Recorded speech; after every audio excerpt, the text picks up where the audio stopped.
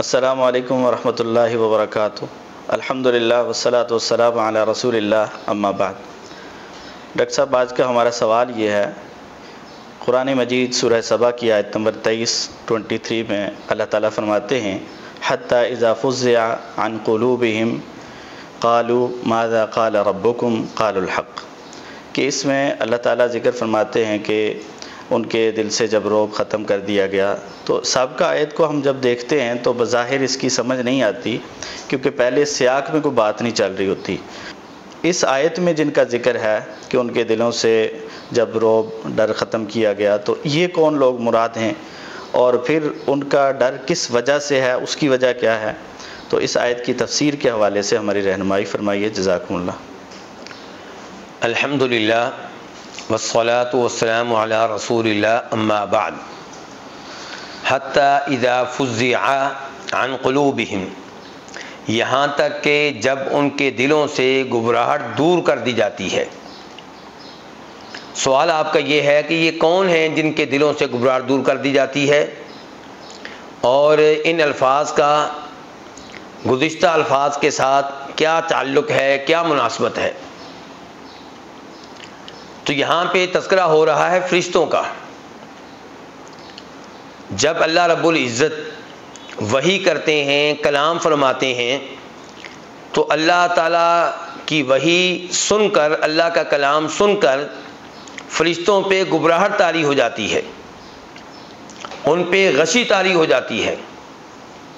تو اللہ تعالیٰ نے بیان کیا ہے کہ جب گھبراہٹ دور ہوتی ہے تو وہ کیا آپس میں گفتگو کرتے ہیں۔ آپ پوچھیں گے کہ ان الفاظ سے پہلے ملائکہ کا، فرشتوں کا کوئی تذکرہ نہیں ہے، تو آپ یہ دعویٰ کیسے کر رہے ہیں کہ یہاں پہ مراد فرشتے ہیں؟ تو میرا جواب یہ ہوگا کہ یہ چیز ہمیں معلوم ہوئی نبی علیہ الصلوۃ والسلام کی حدیث کے ذریعے۔ بخاری شریف کی صحیح حدیث ہے، اس میں ان تفصیلات کا تذکرہ موجود ہے کہ جب اللہ تعالیٰ کلام کرنے کا ارادہ فرماتے ہیں تو فرشتے اللہ تعالیٰ کا کلام سن کر گھبرا جاتے ہیں، ان پہ غشی طاری ہو جاتی ہے، اور جب گھبراہٹ دور ہوتی ہے تب وہ ایک دوسرے سے پوچھتے ہیں کہ اللہ تعالیٰ نے کیا کہا۔ مسلم شریف کی حدیث میں یہ آتا ہے کہ عرش اٹھانے والے فرشتوں سے وہ فرشتے پوچھتے ہیں جو ان کے قریب ہوتے ہیں کہ اللہ نے کیا کہا، تو عرش اٹھانے والے فرشتے حملۃ العرش وہ بتاتے ہیں کہ اللہ نے کیا کہا ہے، لیکن یہ کہتے ہیں کہ اللہ نے جو بھی کہا الحق، حق کہا ہے۔ تو یہ فرشتے دوسرے فرشتوں کو بات بتاتے ہیں، اور ان سے پھر دیگر فرشتے یہی سوال کرتے ہیں۔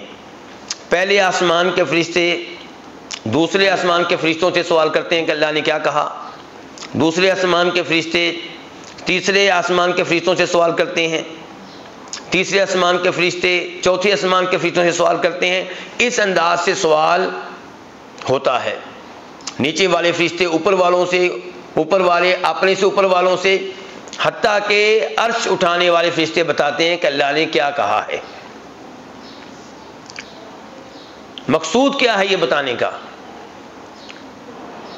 ان الفاظ کا پہلے الفاظ سے کیا تعلق ہے؟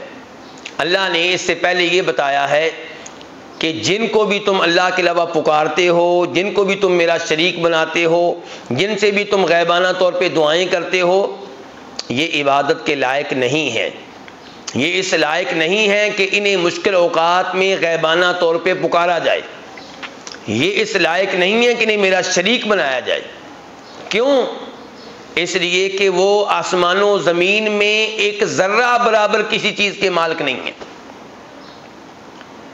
جو معبود ہو اسے مالک ہونا چاہیے، جو معبود ہو وہ کوئی اختیار رکھتا ہو، کوئی تصرف کر سکتا ہو، نفع و نقصان کا مالک ہو۔ یہ تو آسمان و زمین میں ایک ذرے کے برابر کسی چیز کے مالک نہیں ہے۔ وَمَا لَهُمْ فِيهِمَا مِنْ شِرْكٍ، اور نہ ہی آسمان و زمین کی کسی چیز میں وہ اللہ تعالیٰ کے شریک ہیں، پارٹنر ہیں، حصہ دار بھی نہیں ہیں، نہ مستقل طور پہ کسی چیز کے مالک اور نہ کسی چیز کی ملکیت میں اللہ تعالیٰ کے شریک ہیں۔ اور نہ ہی اللہ تعالیٰ کے مددگار ہیں۔ ایسا بھی نہیں ہے کہ اللہ تعالیٰ کائنات کا نظام چلانے میں ان کی مدد کا محتاج ہو۔ وَلَا تَنْفَعُ الشَّفَاعَةُ عِنْدَهُ، اور نہ ہی اللہ تعالیٰ کے ہاں کسی کی شفاعت فائدہ دیتی ہے، الا یہ کہ شفاعت کرنے والے کو اللہ تعالیٰ شفاعت کرنے کی اجازت دیں، اور جن کے بارے میں شفاعت کر رہا ہے ان کے بارے میں اللہ تعالیٰ شفاعت کرنے کی اجازت دیں۔ اس کے بعد اللہ نے کہا حَتَّى إِذَا فُزِّعَ عَنْ قُلُوبِهِمْ، کہ اللہ رب العزت کے ساتھ اوروں کو شریک کرنے والوں، فرشتے جو اللہ کے مقرب ہیں، جو 24 گھنٹے اللہ کی عبادت کرتے رہتے ہیں، جو اللہ کے بڑے پیارے ہیں، اللہ کے محبوب ہیں، جو اللہ کی بالکل نافرمانی نہیں کرتے، وہ اللہ سے ڈرتے ہیں، اللہ کا کلام سن کے گھبرا جاتے ہیں، حالانکہ بار بار اللہ کی وحی سن چکے ہیں، بار بار اللہ کا کلام سن چکے ہیں، پھر بھی ان پہ اللہ کی اتنی ہیبت ہے، اللہ کا دبدبہ ہے کہ وہ گھبرا جاتے ہیں اور انہیں ایک دوسرے سے سوال کرنا پڑتا ہے۔ تو اس سے مراد فرشتے ہیں، یہ ہمیں کہاں سے معلوم ہوا؟ احادیث کے ذریعے۔ اس سے پتہ چلا کہ قرآن کریم کو احادیث کی جانب رجوع کیے بغیر سمجھنا ممکن نہیں ہے۔ جو بھی احادیث کو نظر انداز کر کے صرف عربی لغت پہ اعتماد کر کے قرآن کو سمجھے گا، خود بھی گمراہ ہوگا، دوسروں کو بھی گمراہ کرے گا۔ دوسرے نمبر پہ ہمیں یہ پتہ چلا اس آیت کے ذریعے کہ کسی کو بھی اللہ کا شریک نہیں بنایا جا سکتا، جب یہ فرشتے جو بہت ہی طاقتور مخلوق ہیں، جو بہت ہی اللہ کے قریب ہیں، جو بہت ہی اللہ کی عبادت کرنے والے ہیں، ان کا یہ حال ہے کہ اللہ کے ہاں انہیں اللہ کی اجازت کے بغیر شفاعت کرنے کی جرت نہیں ہے، اللہ کا کلام سن کے گھبرا جاتے ہیں، تو کسی اور مخلوق میں کیا جرت ہوگی، کیا جسارت ہوگی؟ تو کوئی بھی اس قابل نہیں ہے، اس لائق نہیں ہے کہ اس کی اللہ کے علاوہ عبادت کی جائے۔ عبادت کے لائق صرف ایک اللہ ہے، کوئی بھی اور نہیں ہے۔ تو یہ اس آیت کے تعلق سے چند گزارشات تھیں۔ اللہ رب العزت سے دعا ہے کہ اللہ تعالی ہمیں صحیح معنوں میں قرآن حکیم سمجھنے کی توفیق عنایت فرمائے، آمین۔ اور اللہ تعالی ہمیں ہر طرح کے شرک سے محفوظ رکھے۔ آمین، بارک اللہ فیک۔ وصلی اللہ تعالی علی نبینا محمد وعلی آلہ وصحبہ اجمعین۔